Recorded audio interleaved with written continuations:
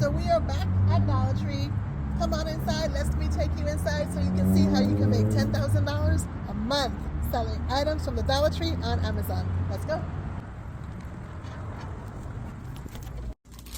Items like these are selling. These are actually popular year after year. I just saw one of these today. Everyone loves towels from Dollar Tree. Everyone loves towels.